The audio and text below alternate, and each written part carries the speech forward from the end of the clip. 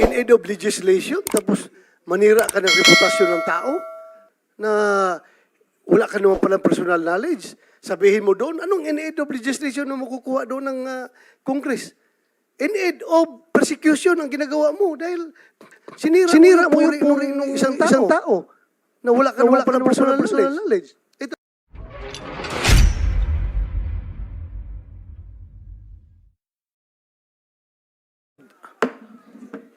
So, we thank the remaining resource persons or witnesses. So, whose turn? Senator? Mr. Chairman, just a quick manifestation. Sige, go ahead, Senator Bato. May I move that Colonel Grijaldo be recommended to the Mother Committee to be under witness protection program because he might be very vulnerable to counter attacks from this congressman na sinabi niya. So baka pwede lang Mr. Chairman. Sige, we will have to study well the situation of Colonel Grijaldo. So we will refer it. We'll communicate with the Mother Committee. Active service pa po kayo, right, sir? Yes, sir. How many more years? I still have 4 years, sir. Okay, sige. Pag-isipan natin yun, how an active police officer will be under WPP. But siguro you're not after the physical protection, but you're after some benefits, some other benefits like immunity. From so? Okay, I understand. Because I think the committee can grant that Yes, I understand. immunity, Okay, we will- immunity clause. Pwede, Comsec, can you help us bring this to the attention of the Blue Ribbon chairperson? The COMSEC is nodding his They head, will Mr. bring it to the Chairman. attention of the chairperson. Okay, so last 13 minutes, Senator Padilla.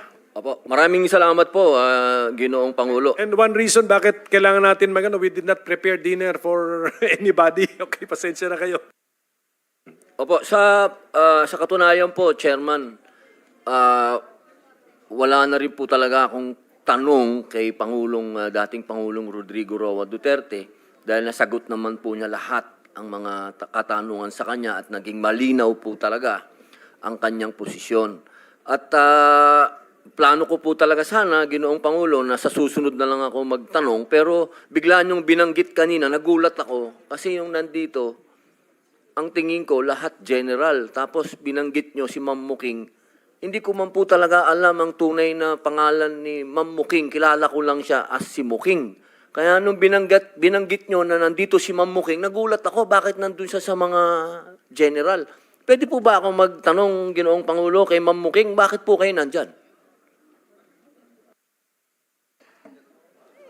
Good evening po, Mr. Chair, at the rest po ng mga senators and other resource speakers. Nadawit po yung pangalan ko, Mr. Chair, dahil doon sa naging affidavit po ni Colonel Rowena Garma. Na ano po? Na Sabi niya po doon sa first affidavit na parang tumawag daw po ako sa kanya to ask for the number of Colonel Leonardo. And doon din po sa kanyang supplemental affidavit, sinabi niya po na meron daw po siyang kinukuha sa akin na pera as support daw po para sa kapulisan. ito po yung binabanggit kanina ni dating Pangulong Rodrigo Roa Duterte na kayo po ang nagbibigay na panggasolina? Parang ganun po. Actually, Mr. Chair, hindi naman po ako directly kasi hindi naman po ako disbursing officer po. Opo, ng ano office. po ba ang function ninyo? Kasi ang alam ko po, kilala ko po kayo si Ma'am Muking na lahat po ng hiningan ko ng tulong sa pagpapa-ospital. Kayo po ang tinatawagan ko. Yes, Mr. Chair. To be clarified, Mr. Chair, saang functions po ang ginatanong ninyo sa akin sa City Mayor's Office po ba or sa Office of the President? Nagkakilala po tayo sa Office of the President na, pero doon po, sa panahon na yon, alam nyo naman po, lahat ng hiningi ko sa inyo may kinalaman sa ilalabas sa ospital. Yes po, Mr. Chair. Isa po yan sa functions namin po sa Office of the President. Opo, kaya po ako naguguluhan. Paano po kayo napunta dito? Napagbintangan po kayo? Na ganun po ba? Yes, Mr. Chair. Ay parang malabo naman po yata dahil ako na po mismo, Chairman, Ginoong Pangulo, kilala ko po si Ma'am Muking na personal. Now, buong pagkakakilala ko po, wala po akong ginawa kundi humingi sa inyo ng tulong. Ilabas niyo po sa ospital ito, baka pwede niyo pong bigyan ng ICE ito, mga lahat po ng ganun. Medyo naguguluhan lang po ako at hindi po yata ako naniniwala na involved po kayo dito. Yun na nga po, Mr. Chair. It is an opportunity po na patawag din po ako dito at para lang din po malaman po ng karamihan na ang trabaho ko po sa Office of the President is purely administrative matters po and clerical works. At the same time po, mechanical jobs po, Mr. Chair. Okay po. Yun lang po, nilinaw ko lang po kasi pasensya na po kayo, naguluhan lang po ako ba't kayo nandito. Yun lang po, maraming salamat po, Ginoong Pangulo. I-reserve ko na lang po yung mga tanong ko sa susunod na meeting na lang po. Kasi si Muking, who is Miss Ermina Espino, was invited lalo na kung andito si Colonel Garma para ma-confront natin siya. Even the past PNP chiefs, inibita natin yun kasi nandun sa chart ni Colonel Garma, na yung central figures, Colonel Leonardo, was briefing the PNP chiefs. Ay, andito na rin naman kayo. So can we get kunin ko na reaction ninyo? What can you say about that? Although wala dito yung, hindi inulit dito ni Garma man o hindi naman kinonfirm ni Leonardo, but andito na rin kayo. Can we get were you given copies of the chart? Hindi. Bigyan natin sila. We saw it on TV, Opo. Mr. Chair. Ito lang po yun. Gusto ko lang, kasi parang ang part ng trabaho ni Edelberto Leonardo, briefed incoming chief PNP, etc. So, yun, being those PNP chief, can you comment or react to this allegation? Yes, thank you very much, Mr. Chair. I became the officer in charge of the PNP starting October 14 up to January 19. On January 20, I was appointed as full-time chief PNP. Of course, I would not deny that I know Colonel Garma, Colonel Leonardo, being assigned in Davao and being a resident of Davao. And I had my high school and law school in Davao. But we cannot imagine them putting the chief PNP into the graph. I mean, a 4-star or even a 3-star general taking orders from a lieutenant colonel. Hindi naman order, sir, but a briefing on the drug situation. Not even, Okay, because so, we rely extensively on the knowledge that the PNP has. We have a specific directorate taking care of that, which is the Directorate for Intelligence. So why depend on Leonardo? He doesn't have any control over all the units of the PNP nationwide.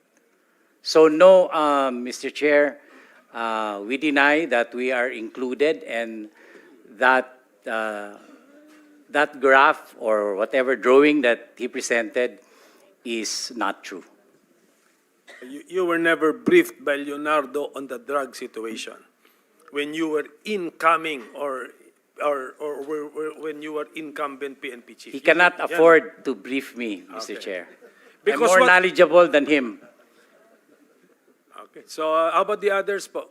Ganun ba? Your Honor, General Sinas. just like General Gamboa, I have no briefing before I became the chief PNP. We get our instructions from the President because the President is regularly conducting a monthly meeting with us, sir. And he relayed the instructions through our SILG, sir. So we follow the flow of communication, sir. Thank you, sir. Thank you, General Sinas. General Danao, sir. Okay. Ganun. Yes, sir. I became the officer in charge from May 2022 only, sir. So 3 months. It's election time. And when I became MPD director, regional director of 4A and NCR, never did we get any instruction, or why should I get also a instruction from a lieutenant colonel? And kung meron man, sir, impormasyon yan, hindi rin yan as a gospel truth if ever. Kasi nakita naman natin, sir, nung una, the President even announced yung mga names. So, hindi na kailangan, sir, siguro, si Leonardo dyan. So, we never got any instruction or we never coordinated for that matter. It was also at the time when I became RD of 4A and NCR, pandemic, sir, nung una. Sarado nga, sir, yung mall, nung panahon na yun. That's all, sir.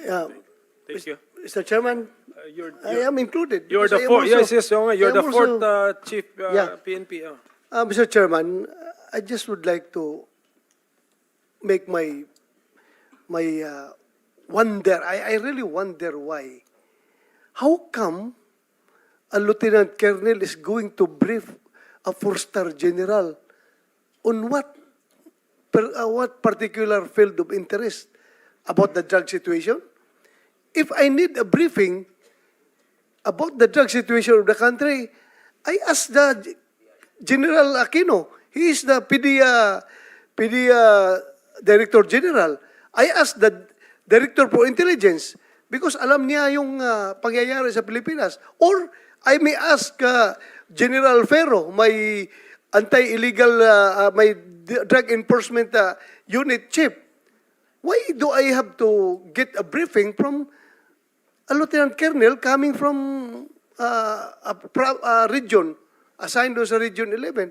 So I don't see, I cannot, wala akong maisip na dahilan bakit ako magpapabrief dyan sa isang, at that time, he was still major ata, hindi pa lieutenant colonel. Lieutenant colonel naman, nung ako nag-CPNB, never, even a single instance na nag-report yan sa opisina ko, either Leonardo or Garma, they never reported to me. They never report to me. Walang, hindi na kahit isang instance man lang na nag-report sa akin yan.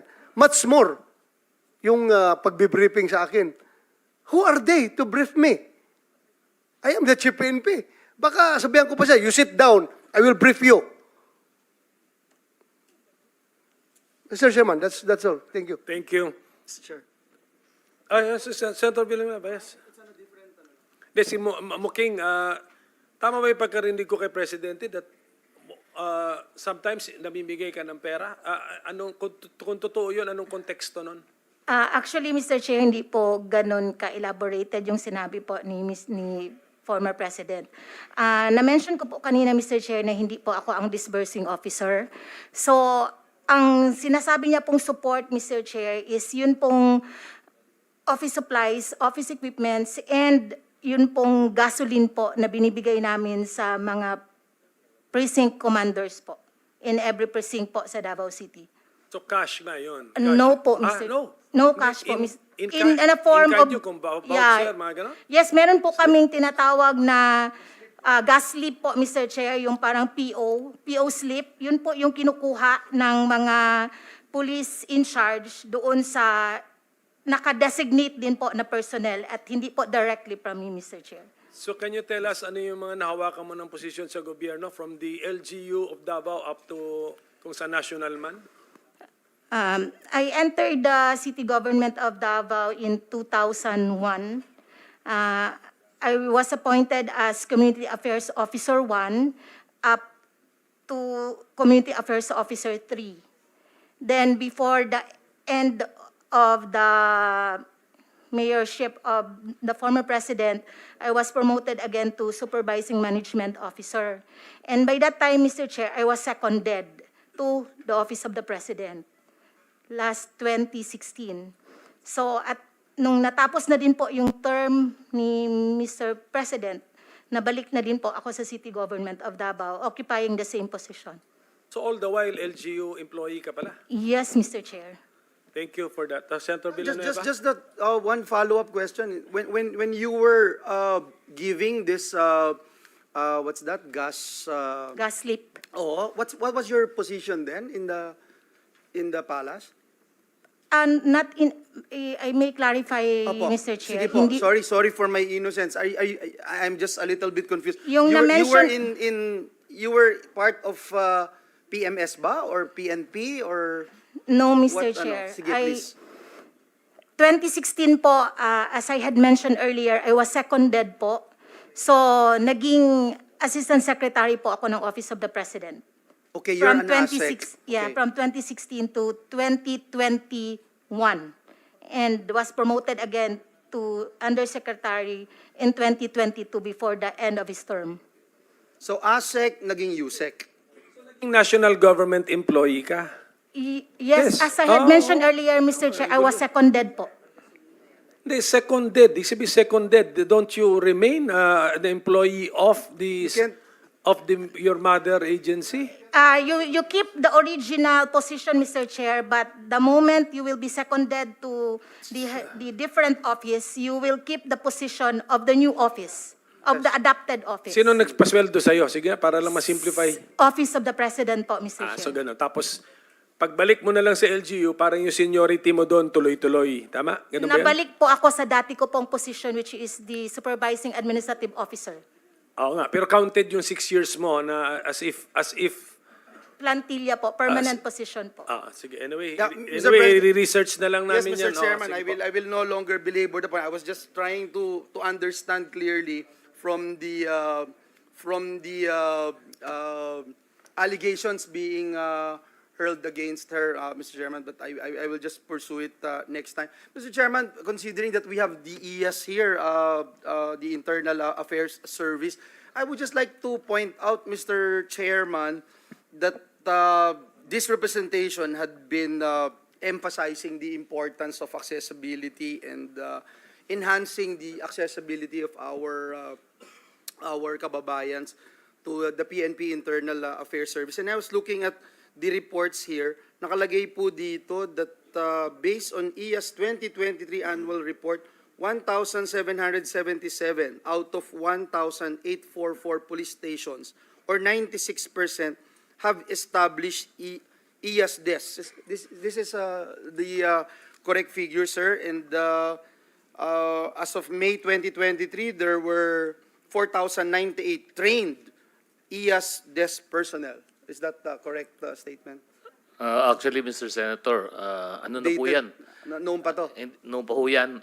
As of now, that ESDS it has been discontinued because we don't have enough personnel to man all of those desks, So, Mr. Chair. so yun ho yung problema dun. So who are manning such desks now, Your Honor?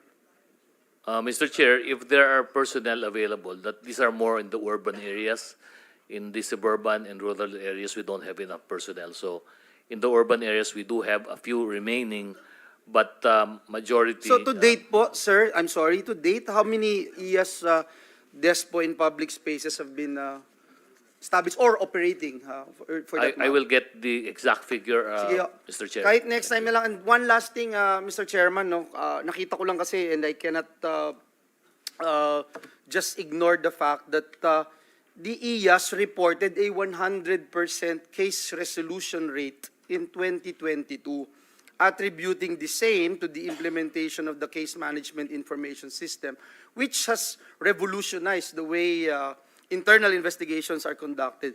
Mr. Chairman, while this is a commendable feat, I wanted to know sana, Mr. Chairman, what does the term case resolution mean? Suspension of officers po ba? O cases have been filed against erring officers? From the IAS resolution po ba, may mga actions that are implemented or taken against erring officers? Ano yung reparations na I suppose were made to the relatives of the victims, if any, Mr. Chair? Please. Mr. Chair, the 100% case resolution refers to the timeline within which all of the administrative cases should be resolved. Dahil po ito ay summary So hearing. target yun, no? Targets po yun. Ano? So within a certain period or within a certain timeline, we should be resolving all of these cases from the start up to the end, which is the time when we render a resolution for elevation to the Chief PNP. Because our decisions in IAS is only recommendatory, Mr. Chair. Sir, one last po. If has there been any instance where a police was found guilty by the court, but the IAS found differently in its internal investigation, or vice versa? I can recall, but this will be more anecdotal because I don't have the files with me, Mr. Okay Chair. lang po. But we do have cases where, in fact, it's the other way around. We have exonerated them, but the court found them Guilty. Okay. So, Thank you, we have Mr. those Chairman. situations, Mr. Chair. Thank you for that clarification. Thank you, Mr. Chair. Colonel Grijaldo, kayo ba'y nag-oath kanina? Yes, Nag-oath sir. kayo kanina sa Yes, start? sir. Opo, sir. Kasi itong sabi ni Congressman Abante, there's no truth to your accusations daw. Anyway, so I'm sure ready ka naman sigurong panindigan yung sinabi mo. Ha? Yes, sir. I will, sir. Sige. Okay, Saka Mr. Chairman, si Colonel Espinido nandito rin. Baka pwede rin natin siyang tanungin kung may experience din siyang ganun. siguro naman, Colonel Espinido, gusto mo sagutin yung tanong? Kasi I'm sure kung meron ka sigurong ganun, Sasabihin. i-volunteer mo na You will also information. volunteer. Kayo ba'y na-pressure na kung ano man yung sinabi mo sa Quadcom, itinuro ba sa iyo yun? Ayun ang sabihin mo? O wala? Wala, sir. Wala naman, Hindi, ano? hindi. Personal ko, sir. Personal knowledge yan. So sa gamay lang. Sige. Senator Bato, you want to interject something? Before Senator Bongo, just a quick Yes, go manifestation, ahead, Senator Mr. Chair. I would like to reserve my question to Colonel Espinedo in the next hearing. Pag andito na si Kerwin Espinosa at si Ronnie Dayan, Mr. Chair. That's all. Yes, sir. Thank you. Mabalik ka next hearing, ha? Thank you. Thank you, Mr. Chair. Ang next hearing, we will have to set the schedule pa. So ngayon, wala pa tayong fixed schedule. Babalik po kayo lahat, pero except siguro mga PNP chiefs, unless you want to confront, unless panindigan ngayon yung chart, ano namin kayo, tawagin namin ulit kayo. Sige. Mr. Chair, kapag andyan kasi sila, Mr. Chair, hindi aalis si President Duterte. Gusto Kaya kasi sila palagi tinuturo. Nandito sila, nandito. Kaya hindi na natin ibitahin to sila uli para mabilis umalis si President Duterte. Thank you, Mr. Chair. Actually, si General Kakuy naman, you're the listed ni Senator Bongo Pero Senator Bongo is now recognized. Yes, please. Salamat, Mr. Chair. Nabanggit na tanong na rin po ninyo kanina kay Colonel Espinido, no? May few questions lang po. You prepared an affidavit, no? And submitted it to the Quadcom. Ikaw ba mismo ang nag-prepare nito? Ang nag-draft, Your Honor, Mr. Chair, ako. Tapos, pinapaprint ko na lang sa pro bono na abogad na counsel ko, si Attorney Fernandez. At nabanggit mo sa affidavit mo na ang Pogo money po ang ginagamit sa war on drugs. Tama ba ito? According to late Mayor Navarro, Your Honor, Mr. Chair. But personal knowledge, I have... So hearsay po ito? Hearsay? Yes, Mr. Mr. Chair. Kailan at hindi pa uso yung Pogo nung panahon yun? Hindi pa nga natin alam yun eh. Hindi natin narinig. At kailan at anong taon ito nangyari, Colonel Espinido? For me, Your Honor, Mr. Chair, I've heard the Pogo, 2007 pa siguro nga may illegal gambling na. No? Pero sa what I've said, mention ni late Mayor Navarro, right after na kung matandaan mo, Mr. Chair, Your Honor, na nagtawag ka na cleared na si Navarro kasi nagpunta siya sa inyo na parang nagsasabi siya na hinanap ko siya, target ko siya, when in fact ako ang chief of police at the time sa Uzamis. Wala akong pakialam sa Clarin. So, focus ako sa Uzamis. But then, dumating din yung punto na parang nagpakialam ako sa ibang lugar na hindi naman totoo. So, ang pagpunta niya doon sa office ko, kausapin ako na inutusan mo raw na para maklear talaga siya, hindi na siya matakot sa akin. Na since isa din, Your Honor, Mr. Chair, na tawagan ko naman lang, sabihan ko naman lang siya na ikaw kasali, ito, tinakot ba? So, mag-clear siya para magkausap kami na welcome man siya magpunta sa Uzamis, wala man siyang problema din. So, yun ang pag-usap namin at the time. So, base sa, matagal na yun, ano? Base sa assessment mo, okay na siya, cleared na siya. Yung nag-usap kayo. Hindi ko rin alam, Your Honor, Mr. Chair, kasi wala man akong list na paano din i-cleared siya kung sakali nasali din siya. So ang katanungan natin dito is sa recollection mo, sa maalala mo, no? Yung sinabi mo tinawagan kita to clear dito kay Mayor Navarro. Hindi ko na maalala, mga leader din natin yun doon sa Mindanao. Ang tanong ko lang naman sa iyo, bakit kailangan siyang magpa-clear sa iyo nung panahong yon? Yun din ang naano ko, Your Honor, Mr. Chair, kasama ko nga yung deputy ko, na bakit magpunta siya para sabihin hindi siya matakot sa akin kasi ang pag alam niya isali ko siya sa list daw. Yon ang intindi ko na magpunta siya. Kaya pinapunta siya from your end na hindi ako kasali sa watch list. Kaya nga recommended ako ni sa inyo sir na tumawag si Senator si Sir Bongo sa inyo para to prove na ako wala akong kasali sa list. So, ibig sabihin, kiniklear niya yung sarili niya sa iyo at wala siyang dapat ikatakot. Yes, Your Tama Honor, ba? Mr. Chair. Anyway, yung nakalagay kasi doon sa affidavit mo, no, nung mga nakaraan na nabanggit po yung pangalan ko. Na-mention mo eh. Yes. May nagtanong sa iyo doon. Kaya gusto ko lang po i-klaro. Narinig mo naman po kanina. Wala naman tayong partisipasyon dyan sa war on drugs.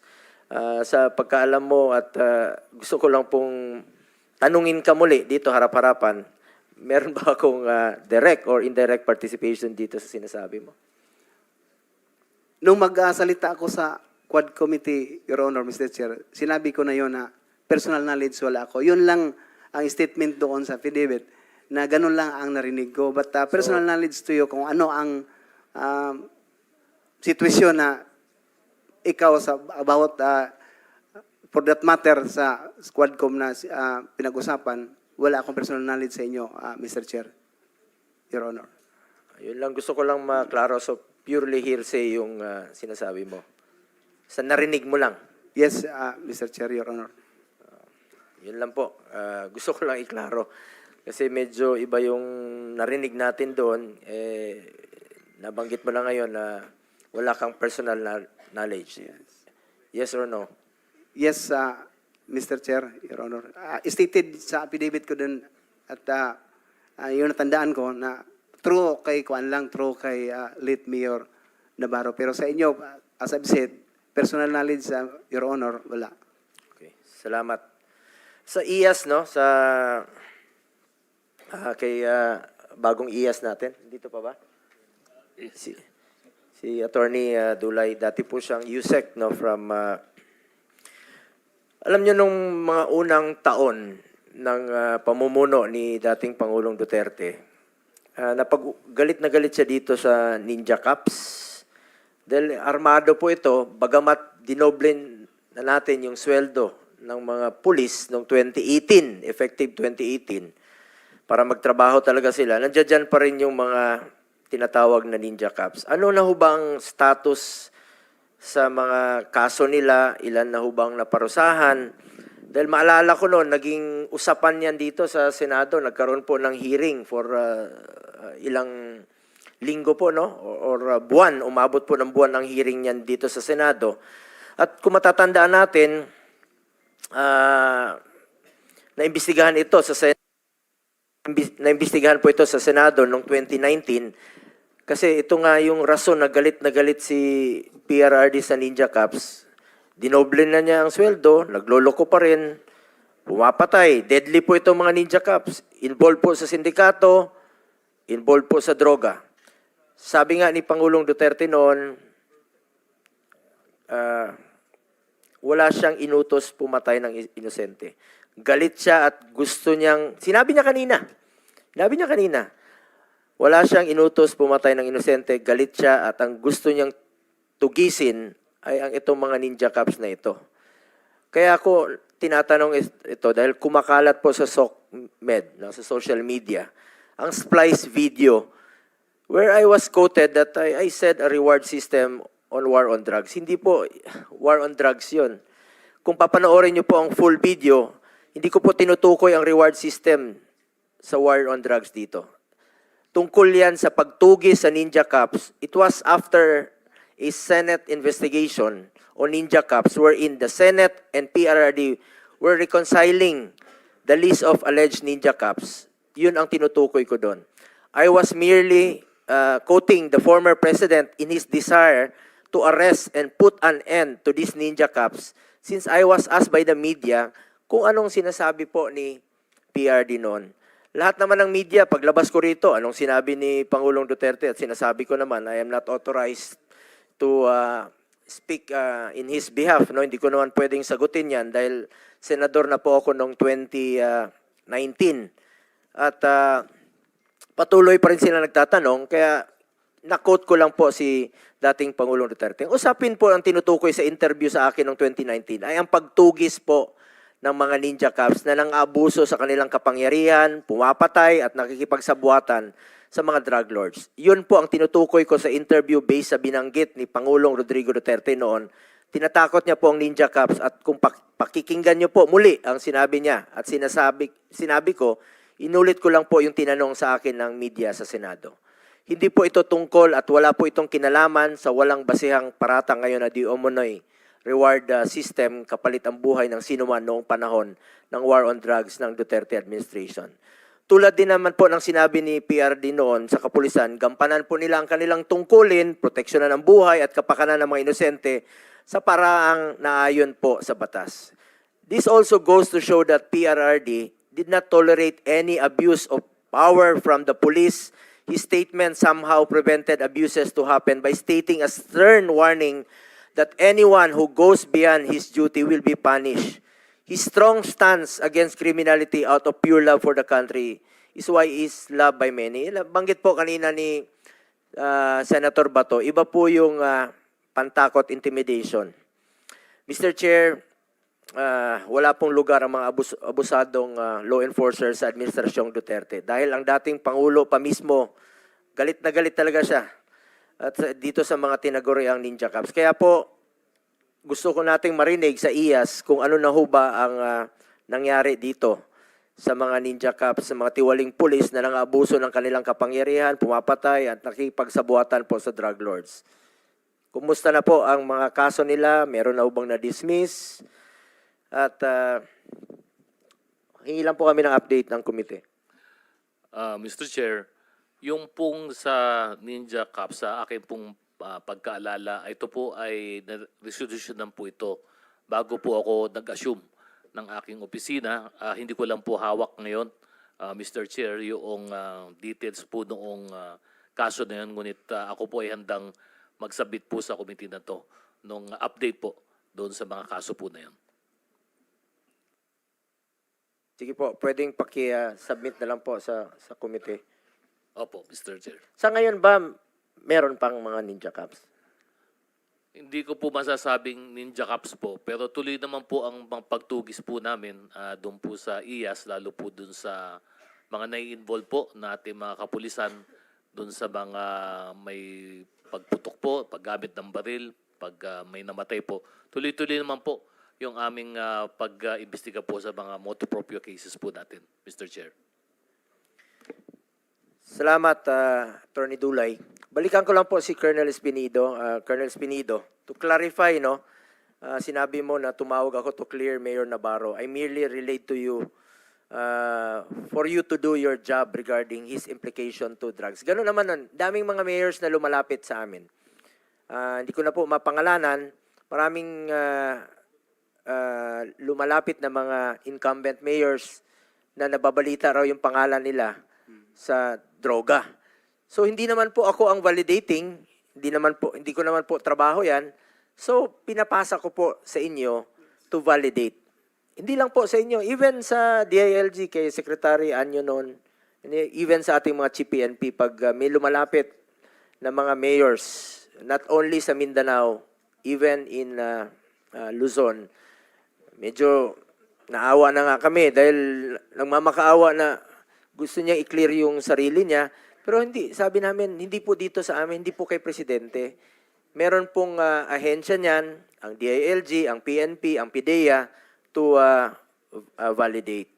So, ni-refer ko lang po ito siguro sa inyo. Isa po sa mga na-refer ko po sa inyo. I did not tell you to clear him. Wala naman po akong alam o mandato o katungkulan dyan sa pag-clear. Kayo pong nakakaalam. Trabaho nyo po yan bilang police doon sa area ninyo. Tama ba, Colonel Espinido? Yes, Your Honor, Mr. Chair. That's why I understand for that reason, pinapaintindi ko siya nang pumunta siya sa akin na ganun, wala akong alam kasi dito lang ako sa Uzamis at saka hindi ko din papil yung magsali sa kung ano ang validation sa watch list. So talagang inano ko sa kanya, hindi ko kasali or alam kung ano ang record mo, Mayor. Pero ang sa kanya to clarify also na baka may intention ako or may alam ako sa pangalan niya. So that's only the way ng pag-uusap namin, Your Honor, Mr. Chair. So, klaro po. At kung wala kang personal knowledge tungkol sa akin, dun sa affidavit mo, bakit mo sinama yung pangalan ko at bakit nasingit yung pangalan ko? May pumilit ba sa'yo? Remember, you are under oath po, no? May nagpapirma ba sa inyo na isama yung pangalan ko since wala ka namang personal knowledge sa akin? That's why ang personal knowledge, Your Honor, yung tanungin ako, nagsabi ako na wala akong personal knowledge sa inyo about sa, for that matter, no, na masabi natin na napag-usapan. True lang kay Mayor, late Mayor Navarro. May nagsabi sa iyo na isingit yung pangalan ko kung since wala ka namang personal knowledge. Bakit nasingit? Wala naman siguro. Sigurado Mr. Chair, ka? You're Your under Honor, oath. Kasi sa affidavit, although marami-rami yun ang paragraph. Meron bang na- nagpahabol sa iyo na isingit yung pangalan ko? Yes or no lang naman? Wala naman, Your Honor, Mr. Chair. Sigurado ka? Yes, Yun talaga ang ginawa mo na affidavit, original affidavit? yun naman ang original sa akin na, Your Honor, Mr. Chair, yung ginawa ko. Kasi nagpunta ako doon para pag-testify, nagawa na ako ng affidavit ko. Pero wala kang personal knowledge naman tungkol sa akin. I attest to that, Your Honor, kasi number one, kilala kita. Pagkatapos sa tanong naman doon sa Quadcom, sinabi ko din na I have no personal knowledge about sa sinabi na ni late Mayor Navarro. Bakit mo sinama yung pangalan ko sa affidavit? I'm just only relating for the message, the word came from Mayor na pinupunta ko dito. Pagkatapos, stated man doon na, Your Honor, Mr. Chair, bakit nasali, no? Nag-explain siya na pinapunta ko ni Sir Bong para maklear ang pangalan ko. When in fact, mayroon nga, ako ngayon, ang dala ko ngayon yung sa Lasto. Lasto ba? Basta ganun sa illegal gambling ang hinawakan niya. Siya ang kasi na pag-usapan yon, Your Honor, Mr. Chair. Kasi ako lang ang hipi ng Miss Oak na hindi tumatanggap ng yung sa gambling, no, yung may monthly na ibinigay. So, nagtanong siya bakit hindi ako magtanggap. Alam mo naman yun ang binigay ngayon. Hindi ko lang ano yun na Lasto. Basta parang inano na ngayon, Your Honor, Mr. Chair. So, yun ang pag-usapan na ang pakay niya, di na ma-inform ako na pinahintulutan naman, legal naman yung sa gambling na ibinigay sa mga polis. True sa inyo ang sabi ni Sir Bongo. So, yun lang, parang nag-relate lang ako sa napakinggan ko siya at the time na nagawa ko ng affidavit. Your Honor, Mr. Chair. So you're putting on record, you included here in your affidavit? Yes, at saka sinagot ko din sa mga member ng Quadcom, Your Honor, Mr. Chair, na ganun lang, napakinggan ko lang yung kay Mayor Navarro. So purely hearsay. Para nga makasunod din po kami, anong affidavit po yan? Anong date? Anong Meron silang niya? affidavit na initial. Wala ka ring hawak na Wala affidavit? akong, Okay. Can you, ano yung affidavit mo? Anong date? Yung pinag-uusapan ninyo ni Senator Bongo? Ano? Wala ka ring kopya ang dala ngayon, sir? Nasubmit Wala? ko. Sige, okay. Just inform us Yes. sa next hearing. Yes. Sige. Yeah, Mr. Chair, With the permission of Senator Bongo, just a quick interdict. Senator Bongo, just short lang, short. Kung, Colonel Espinido, if alam mo palang hearsay, pulis ka, di ba? Pulis ka, wala kang personal knowledge. Alam mo naman yan eh. Now, kung wala kang personal knowledge, dapat hindi mo sasabihin. Anong motive mo? Bakit sinama mo doon sa pinabit mo ang pangalan ni Senator Bongo? Narinig mo lang naman kaya. Tapos wala kang personal knowledge. Anong purpose mo doon? Bakit mo sinabit yung pangalan niya? Can I answer? Yeah, go ahead, go ahead. Go ahead. Your Honor, Mr. Chair, what did the Quadcom committee happen is to legislate aid of legislation.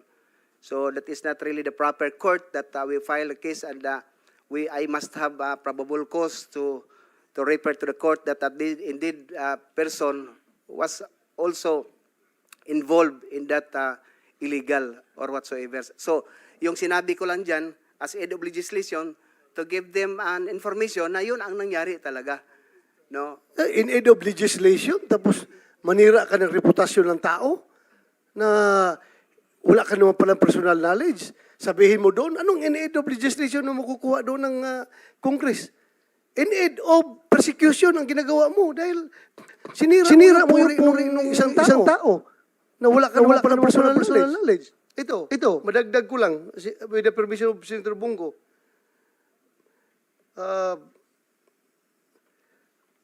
2:34 ng oras doon sa Quadcom hearing, sinabi mo, a third hearing, Senator De La Rosa and Senator Bongo called him to clear David Navarro of Clarin, Misamis Occidental, who was then included in the drug list. Mayor Navarro was funding the reward system through STL. Dalawa kami tatawag sa'yo na i-clear namin yung si Navarro. Tumawag siya, tapos ako tumawag rin ako sa'yo na i-clear si Navarro. Please enlighten us. Bakit dalawa kagad kami nilamp mo na tumawag para i-clear si Navarro? Ang hirap intindihin. Bakit nagkasabay pa kami tumawag? Hindi na magsabay, Sir, Your Honor, Mr. Chair. Sa totoo lang, tumawag ka sa akin. No, una si Sir Bong, nagsabi na wag mo nang galawin si Mayor Navarro kasi wala na siya, cleared na siya. Pagkatapos, nagsasabi naman akong totoo, Your Honor, Mr. Chair. At saka pangalawa, ikaw hindi ko na... sinasabi na nagsinungaling ka. Hindi ko, ang motive lang tinatanong ko. Hindi ko sinasabi na nagsinungaling ka. I may not remember that instance na tumawag ako sa'yo. Kung ikaw, vividly remembered mo, ako, hindi ko ma-remember. Pero nagtataka lang ako kasi kung cleared si Navarro, sinabi ni Bongo, sinabi ko, hindi ko talaga but anyway, I will tanungin lang kita sa next hearing pag andyan na si Kerwin Espinosa at si Ronnie Dayan. Thank you, Senator Bongo, for allowing me to interject. Salamat, Senator Bato. Senator Go, are you about to wind up? You have sir, 1 minute to go. Okay lang? Perjurious kasi yung sinabi niya sa affidavit. You are claiming a fact, but you admitted you have no personal knowledge. Wala namang nakalagay dito na hearsay, meaning you lied in your affidavit, Colonel Espinido. So last, no? Sir, before you leave, anong affidavit ba to? Iba yung pinakita sa akin ng council. It's about funding. Ito naman, it's about Navarro, Mayor Navarro. Ibang topic. Related po siya, related. So we're talking about one and the same affidavit. Sige po, okay po. Sige Salamat. Anyway, sa DOH, no, napaka-importante po nitong mga rehab centers natin. Nabanggit po kanina ni Senator Cynthia Villar na yung pinatayong rehab center sa Las Piñas. May pinatayo po si dating Pangulong Duterte sa Nueva Ecija, sa Bukidnon. Sayang naman po ito. Gusto nating magamit sana ito ng mga gustong magbagong buhay. Ako naman, respeto natin ang human rights. Gusto natin na mabigyan po sila ng pagkakataon na magbagong buhay kasi addicted sila eh. Napasok sila dyan at tulungan po natin na sila. As chairman sa Committee on Health, napaka-importante po ito sa akin. Kaya lang nagiging problema yung commitment order. In aid of legislation, sana po'y mapag-aralan natin ito. Yung iba dyan nagsusurrender dahil sobrang tagal ng commitment order, too tedious po. Sobrang hirap silang makakuha ng commitment order. So, kumusta po? Halimbawa, itong sa Las Piñas na tumulong po si Senator Cynthia Villar na mapatayo. First few months of Duterte administration pa po ito pinatayo, itong rehabilitation center. Okay, good evening po, Mr. Chair and Your Honors. Okay, specific po for Las Piñas TRC, nung tinayo po to, we started our operations for Las Piñas Rehab Center ng around December of 2019.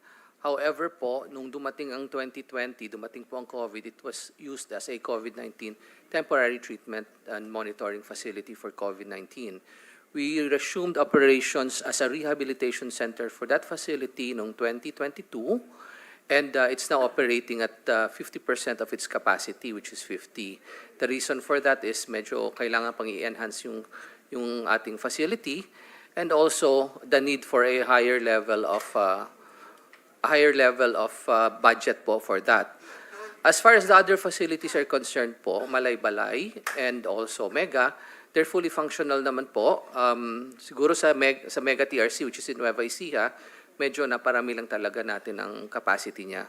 But it's fully functional, same with Malaybalay TRC. Now on the aspect, yes sir. Meron na ho nag-graduate sa mga, Yes po. ilan na ho? Hindi ko po alam ang numbers, but I can submit it to the Please, committee. writing na lang, pakisubmit na lang po sa committee. Yes po. And Thank you, Senator. One more po. Doc, sige, Doc. Sige. Oo.